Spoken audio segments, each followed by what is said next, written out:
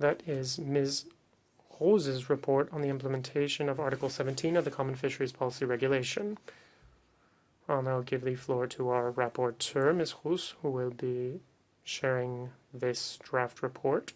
A working document was submitted, and we had a first exchange of views on this topic a few weeks ago. Afterwards, we'll give the floor to the shadow rapporteurs. And we also have a representative of the Commission, or an opinion from the Commission, and then we'll give the floor to Ms. Roose to wrap things up. You have the floor, madam.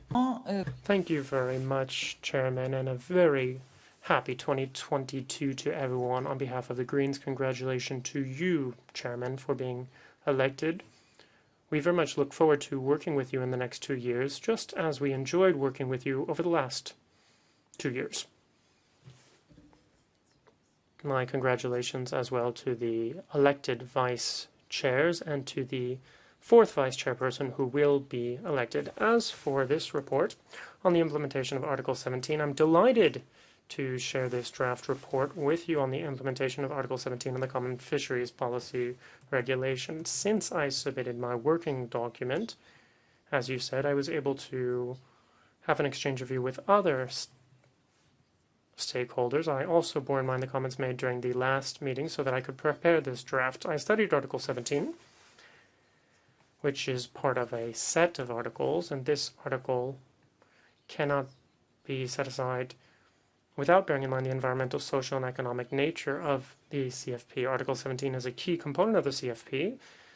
By way of reminder, the EU is responsible for establishing the TACs and the total fishing efforts. These quotas are then split amongst member states pursuant to the relative stability criteria, and then within each member state, the fishing opportunities are allocated amongst different fishers and other organizations.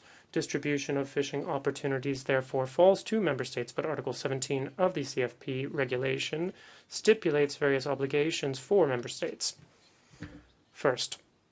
The first thing I lay out in the report is the lack of transparency. Indeed, we can see that it's often quite difficult to see how member states are allocating fishing opportunities. Indeed, it seems to me that more transparency would allow us not only to more easily ensure respect for these regulations, but also ensure greater stability and certain legal conditions for operators. Indeed, member states also need to publish their allocation methods, the weight of different criteria used, the various margins left to various organizations of producers, and the final attribution of fishing quotas. Now, some countries seem to have a black box.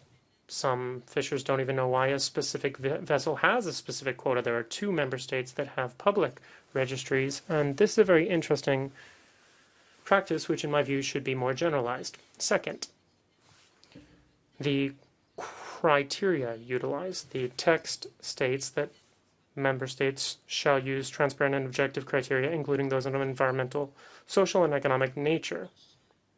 In English it says shall, not may. In other words, this is an obligation to use all of these criteria, specifically environmental and social criteria. The rest of the text of the article lays down some examples. The other obligation for member states is that they should endeavor to provide incentives to fishing vessels deploying selective fishing gear or using fishing techniques with reduced environmental impact.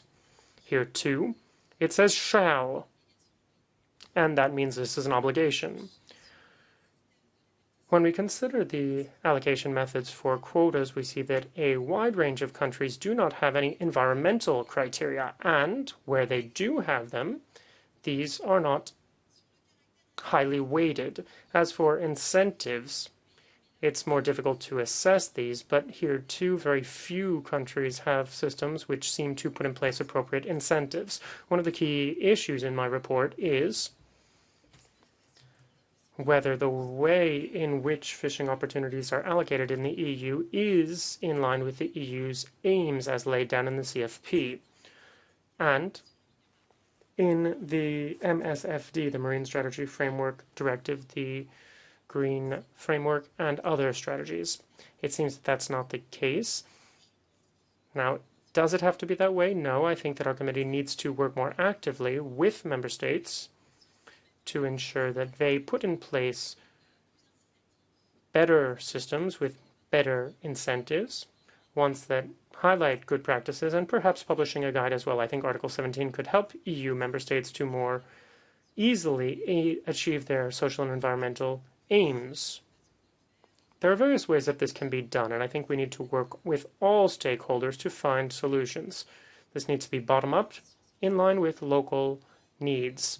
In the report, I also bear in mind one of the issues we looked at in Manuel Pizarro's report on future fishers, which called on member states to use age as one of the criteria for allocating fishing quotas. One of the aims here is to promote younger fishers. And that's an example of what can be done, and I think I'm very much looking forward to receiving your amendments and having further discussion with you on this very key issue for the future of European fisheries. Thank you very much. Merci, chers collègues, pour cette... Thank you, colleague. Thank you for presenting your work and for the changes made since your last presentation. You've done some important work with the members of the committee. I'll now give the floor to the shadow rapporteurs. Firstly, Mr. Van Dalen for the EPP. Voorzitter, dank u vriendelijk. En ook... Chair, thank you very much to our rapporteur. Thank you very much indeed for the draft report we have just heard about. We do have a number of pending points, however. I'm not going to pretend otherwise. We do have questions on Article 17. It says that criteria may concern the local environment, local economy. It's not should, it's a may. The criteria could be based on an array of subjects. They may be, but that's something that we need to clarify further. My second point is the subsidiarity principle. Now, the subsidiarity has never been as clear as it is in this article, so we do have to be extremely circumspect before we jump in. I really do think we're getting ahead of ourselves here. There are a number of grandiose statements in the report.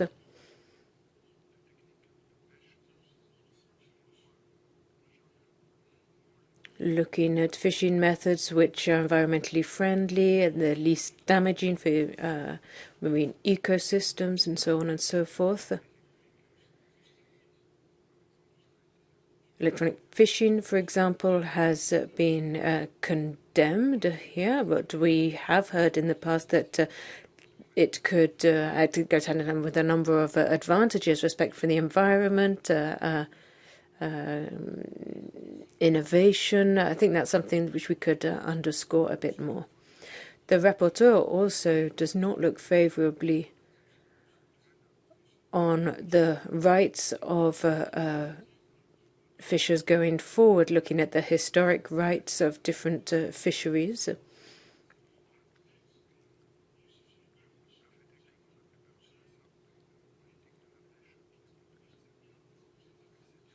Now, in most areas or most seas, we have a setup where rights have evolved over many, many years. But if you look at the North Sea, I think the situation really doesn't correspond with that set out by the rapporteur in the report.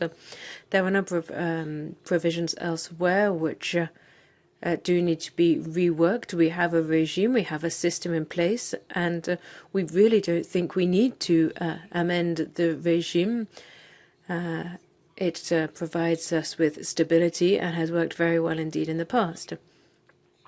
What I do think is positive in the report, however, is that the rapporteur does mention young fishermen, those who are starting out in the sector. And we do want to ensure that something is done for young people who are faced with very particular problems. We do want to offer them some hope for the future.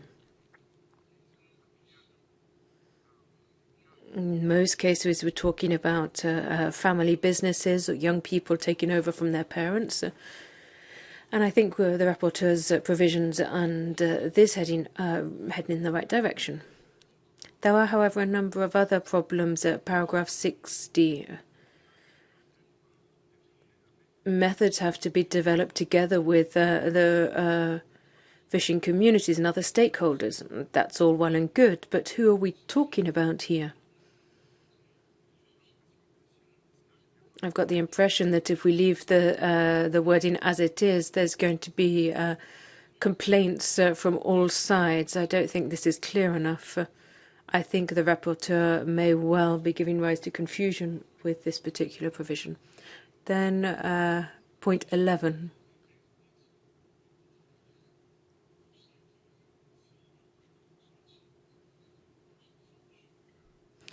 I think that the incentives which might be financed by the Fisheries Fund may well attract young people. We've already talked about fishing methods which respect the environment. An awful lot has been done in this area, but I don't think we support the rapporteur's conclusions here. So there's an awful lot of work left to be done, and we will be tabling a number of amendments on this report. Thank you very much indeed. Now, Petra Bato. Grazie, Presidente. Thank you very much, Chairperson, and congratulations to you and the Vice Chairs for your election. My congratulations. As you may have thought, this working document was published in the autumn, and the rapporteur's text is a good starting point for finishing our work on implementation of Article 17 of the CFP. Many of the topics which I believe are important are already in the working document, such as the need to underscore limited transparency from member states, the overuse of the historical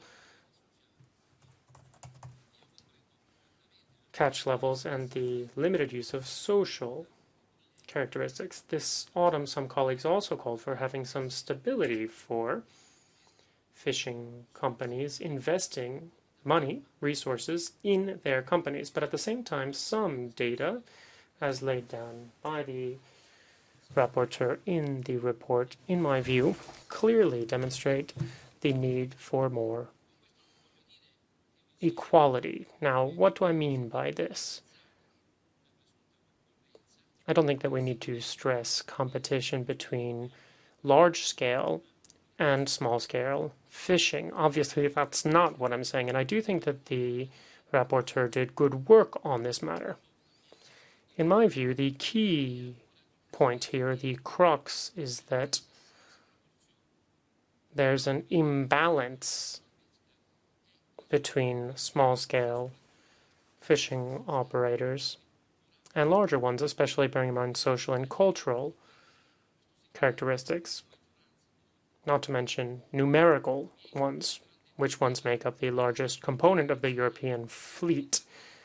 There's also an issue of generational turnover, and there are various obstacles for entering the sector. In my view, these can and must be addressed through various allocation methods. As we know, in very few countries, quotas are set aside for young fishers and for those who, for the first time, are breaking into this industry. And I think it's very important for us to further stress this point and ensure that these quotas exist for young fishers. At the same time, we cannot lose sight of the fact that in Article 17, there are clear guidelines on transparency and having objective criteria. And we saw this in the recent Montpellier ruling, which demonstrated that things can change slowly but surely when these regulations are correctly applied. Of course, often member states seem to turn a deaf ear when it comes to putting into place regulations which aim to strike more equality. And in this view, I think that the European Commission, as the guardian of the treaties, must do more to monitor and improve implementation of European regulations. In short, I just wanted to give you a quick overview of the topics that I will be addressing in my amendments, and I'd like to again thank the rapporteur for her excellent work. Thank you very much. Thank you, Chairman. Merci, cher collègue. Thank you very much indeed. I'll now give the floor to Izaskun Bilbao.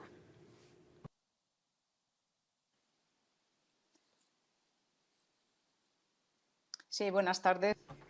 Good afternoon. Thank you, Chair, and thank you to Madame Roose for her report.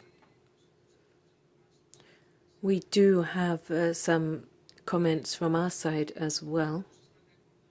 We may well agree in the principles of Article 17, but it really does have to be taken as a whole and applied in accordance with Article 16 and its provisions. Article 17 says that member states need to guarantee relative stability. The member states would assign quotas to different fisheries by trying to ensure they adhere to the rules of the CFP. Now, I think that the efforts made by the member states, well, in Article 17, we see we need more transparent criteria, more objective criteria, but reference is also made to NGOs' reports. But as far as we know, the European Commission has not provided a report on how each member state has allocated its quotas under Article 16, 17, and according to which criteria. We mustn't forget that the CFP provides for an obligation for member states to inform the Commission as to the allocation of quotas per fishery. Now, one of the problems I think does need to be tackled is how this allocation is carried out.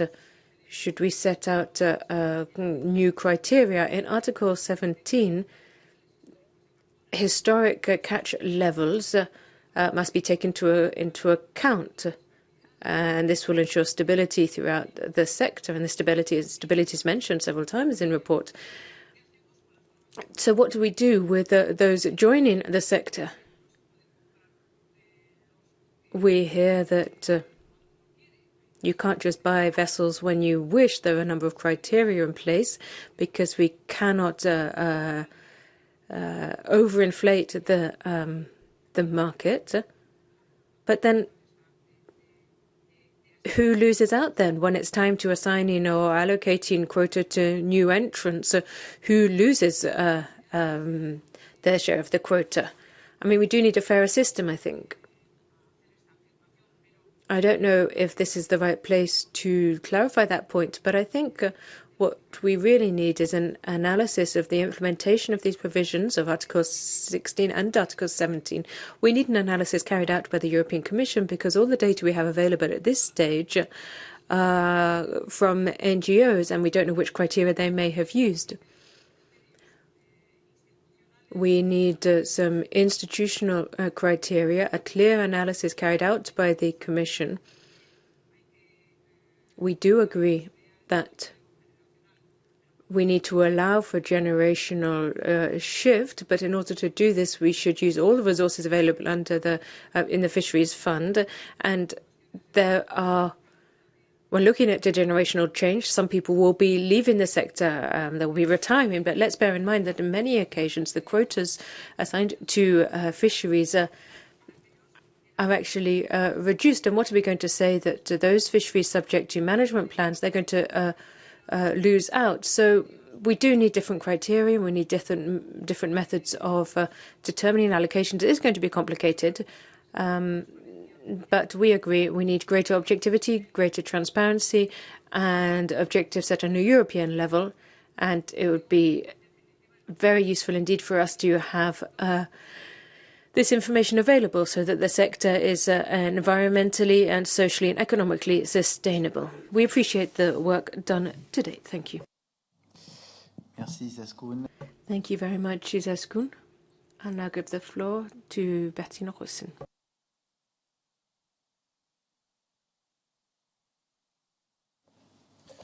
Dank voorzitter en dank aan collega Roose voor haar. Thank you very much indeed, Chair. Thank you, Madame Roose, for your draft report. I know it's kept you busy. You really haven't held back. You've worked night and day, and we've had some excellent conversations with you, exchange of views on the substance of your report. And I noted that a number of the points we made have trickled down, and you've taken our points into account. So I would like to thank you for that. One particular example, you talk about 30% figure, 30% of the quotas which should be allocated according to environmental criteria.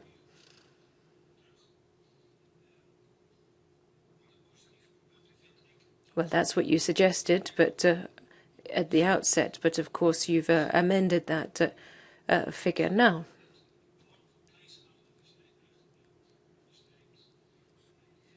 You also highlighted the concern you have for small-scale fisheries. I think this is an excellent point, but let's not forget that the larger fisheries also need to be sustainable.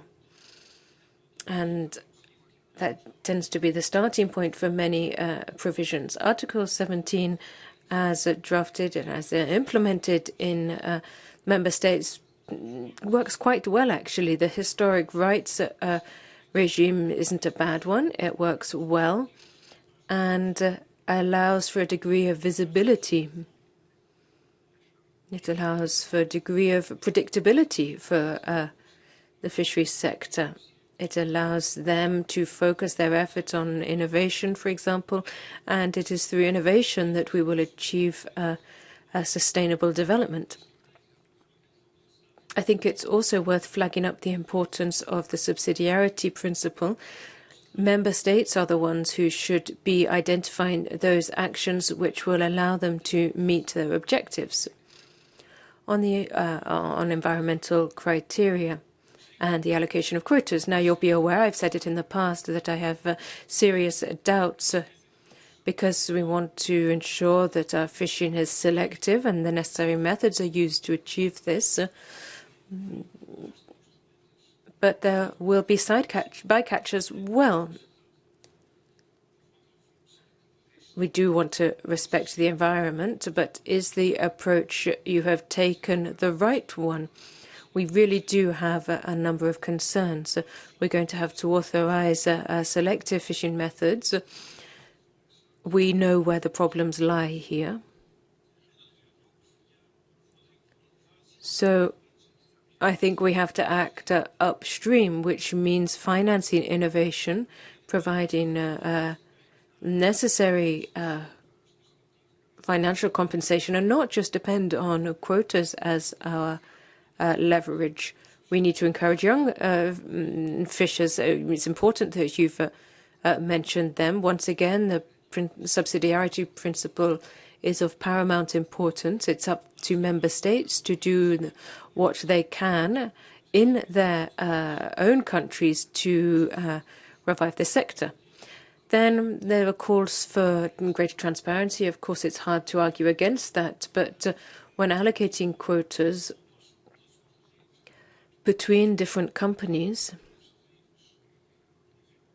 we do have to be very cautious because there is sensitive data which belongs to the companies in question, and we can't actually go too far down this road. So all I will say at this stage is that a number of amendments will be forthcoming from our side, but thank you very much indeed for your hard. Chers collègues, je passe la parole. Thank you, colleagues.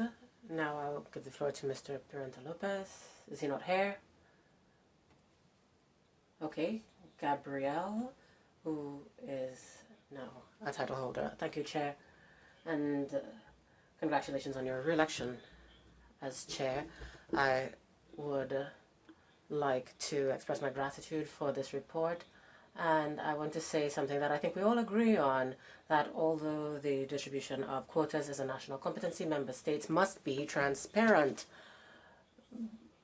This is a legal mandate, and when it comes to the proportionality and incentives, it's clear that Article 17 encourages member states to provide incentives and use selective techniques, and it even mentions small-scale fisheries. And so I would think it would be strange if I didn't support artisanal fisheries, because that's a fundamental part of the culture, traditions, and economy of the Canaries, where I'm from. And so this really must receive special attention and treatment.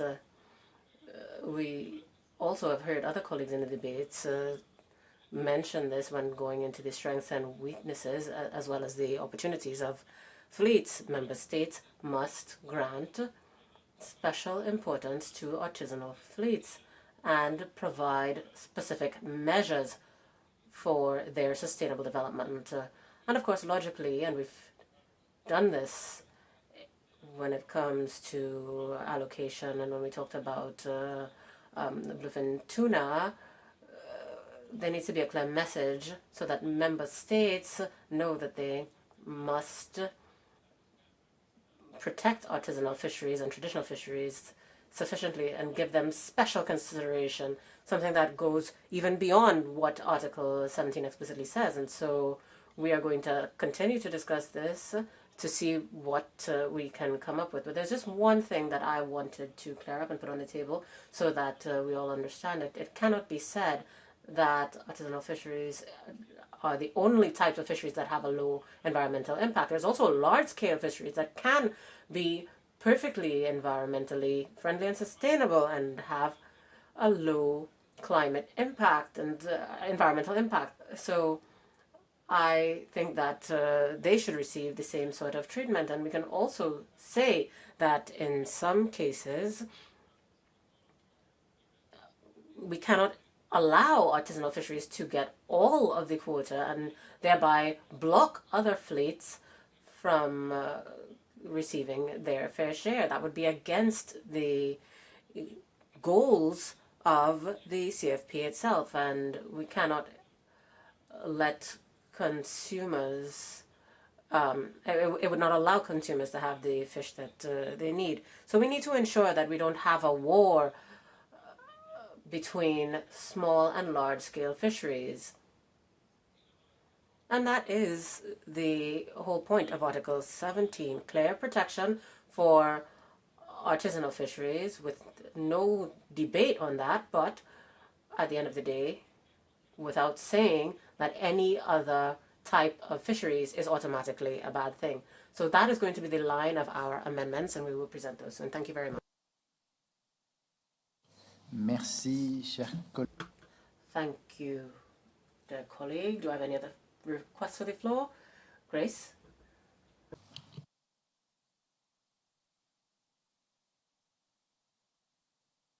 Thank you, Chair, and congratulations on your election, and to those who have been elected Vice Chair, and we'll see what happens later with the vote.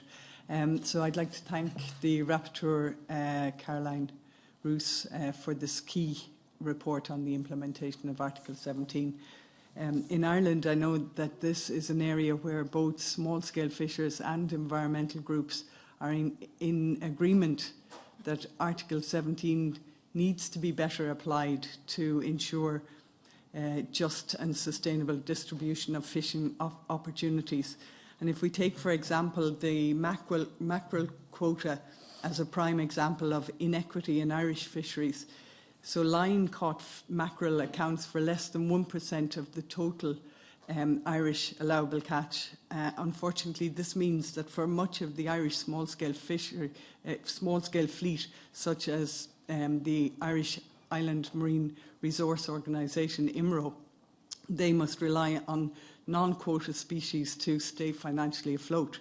So at the moment, too many of the criteria used by member states to allocate fishing opportunities reward high volume, whereas low value industrial exploitation is happening in our seas.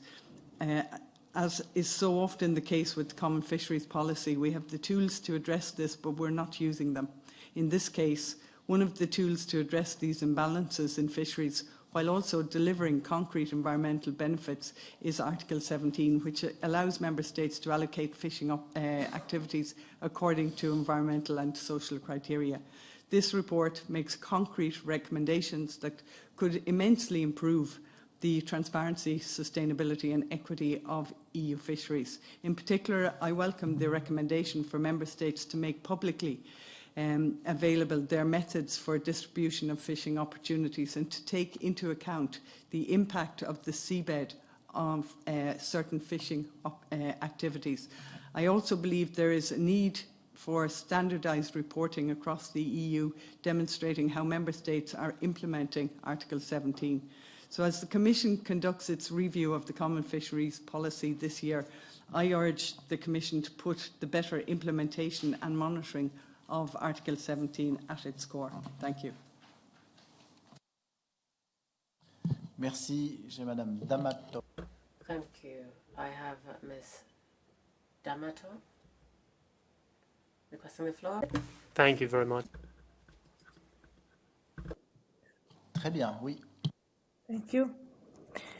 Congratulazioni innanzitutto per le rielezioni, sia a lei, Presidente. My congratulations first and foremost to you, Chairman, and to the Vice Chairs. With regard to the report, my congratulations to Ms. Roose for this very stellar initial report. Of course, my full support goes to the report. I'd like to recall that over a year ago, the European Parliament, as part of our regulations on the multi-annual plan for management of bluefin tuna, to ensure that there was monitoring and access for small-scale fishers, in other words, more quotas, as this sector has a more limited impact on the environment and is essential for the survival of entire coastal communities.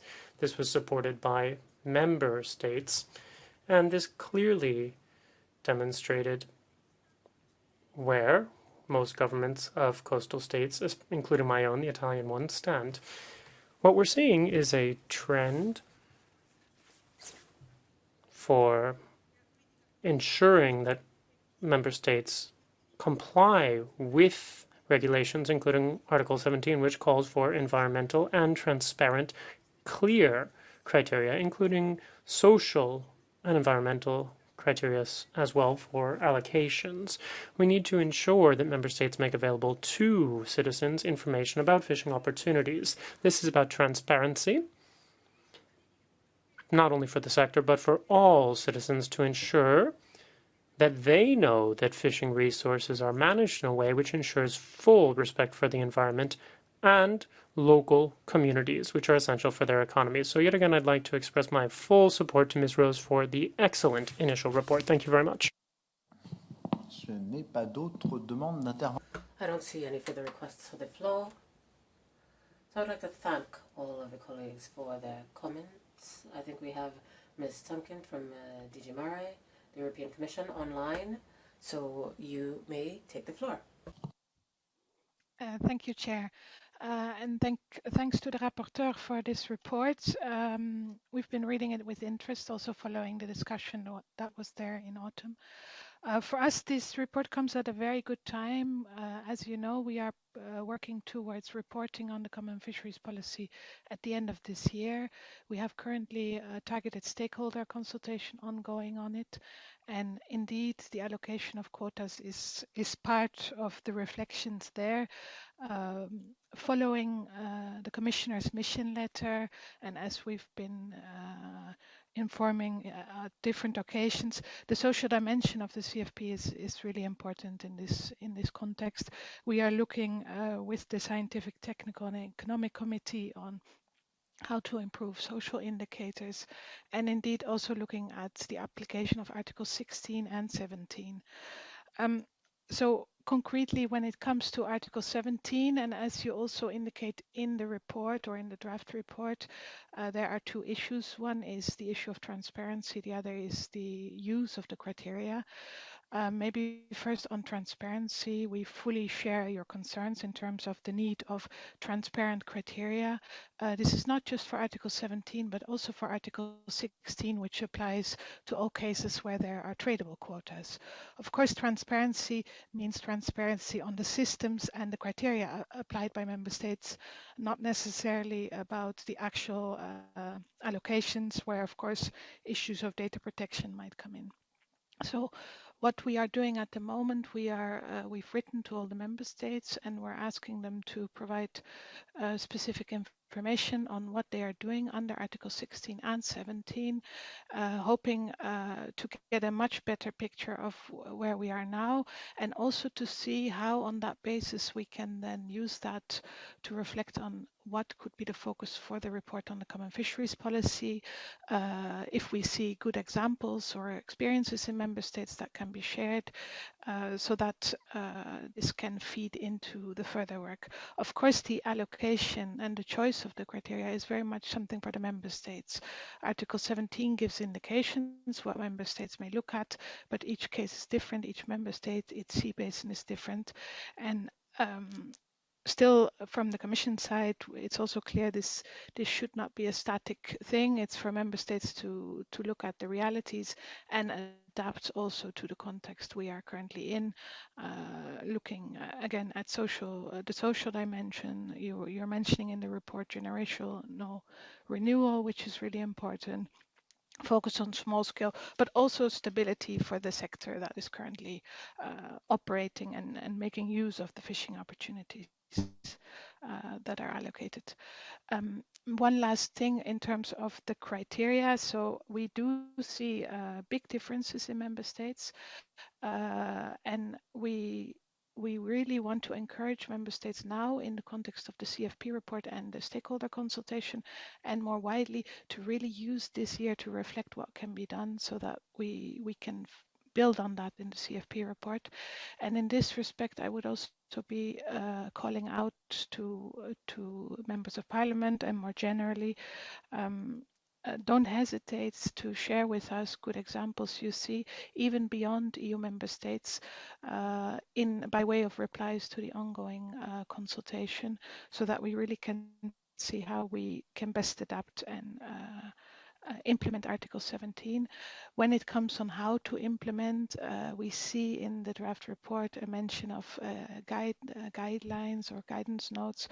At this stage, it's too early to decide yet what we will do as Commission. Clearly, this is something for member states, but we may either in the report or complementing the report think of some guidance to member states, specifically adding on to exchanges of practices. So thank you very much. We listened with interest to also the comments made by the different members here today, and we look forward to seeing what the outcome of the final report. Thanks a lot. Merci. Avant de repasser... Thank you.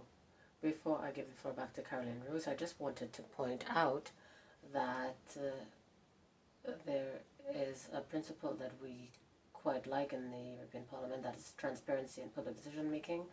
And I think that we will all agree that this is an important requirement. And I also wanted to say that when I spoke after my re-election, I was trying to highlight the importance of taking into account all of the own initiative reports that we've done since the beginning of our mandate and the implementation reports, particularly Gabriel Mato's report on the CFP, so that we can ensure that in the future enforcement or implementation of the CFP, we can see the reflection of what we've talked about here, what works, what doesn't help, or without having to readopt a whole new CFP. That's not what we want to do. We don't want a whole new text, but we can already pinpoint what worked, what didn't work, and what direction we should move in. I think that that is really the importance of the work that we do as a parliamentary committee to guide the work of the CFP in years to come. So now I'll give the floor to Ms. Roose. Merci, Monsieur le Président. Thank you, Chair.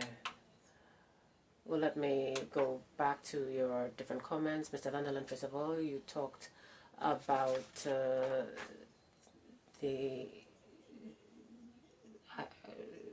the quick move forward, but I think that that's not what we're doing. I've tried to take into account everybody's comments, particularly when it comes to 30%. And when in your first remark, I have a simple response. You say that it is may and not shall. I want to insist on that. We need to read the first paragraph of Article 17. It is an obligation. It's not about calling into question the stability of the fisheries sector, but I think that it would be a little bit hasty to say that this article is working. We can see that the seafloor is increasingly damaged. We have seen clear evidence that this isn't working well, and we need to use all tools at our disposal, including fisheries opportunities, to move towards low-impact fisheries. Mr. Bartolo's comments, I can echo them. We do need greater justice. It doesn't mean that we want to see the end of large-scale fisheries. We need to see that balance between the positive impact of small-scale fisheries on employment and on the economy. And you did specify the Montpellier agreement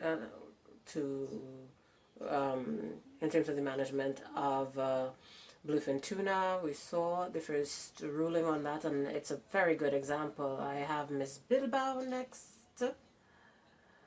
Thank you for your comments. We should not completely reject the criteria of the history.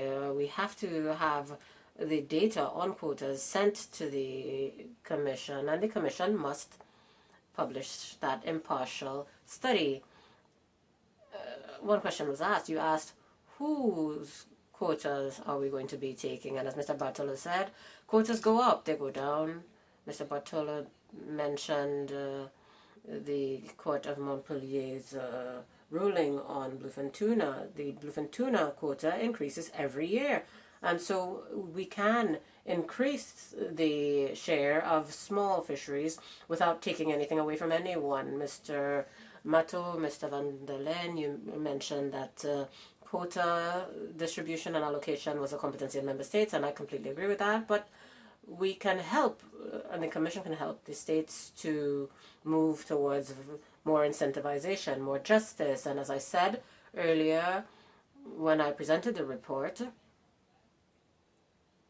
we can establish a guide of best practices hand in hand with the Commission. I think that Article 17 is not in favor of or against any type of fisheries. I think that large-scale fisheries should not fare a better implementation of Article 17. If we listen to its representatives, they want to work towards reducing their environmental impact. And one way that we can encourage this is to reward those who are doing a good job.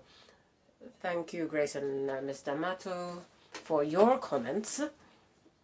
Thank you, Pierre, for your comments as well. I hear what the Commission is saying, and I think that it's good to hear that they've included this issue of Article 17 in the assessment of the CFP. I just want to recall that this is not about the social dimension of the CFP, but it's also something that has a real environmental impact. There are environmental stakes at play here, and we should not forget that. This may have its place in the action plan on marine resources that's being prepared by the Commission. And what I would like, I think we would all like this actually, is to see fisheries have a lower impact on the environment and on the sector in general. Thank you all. Thank you, Caroline. Thank you, Caroline. If nobody else would like to take the floor at this juncture, I'd like to note the following time frames. Amendments are due by February 1st, 2022 at noon. I see no further requests for the floor. The vote on the draft report in our committee will take place approximately either March 16th or 17th or in April, and then it will be voted on in plenary around May 2022. I suggest we move on to the next item on the agenda.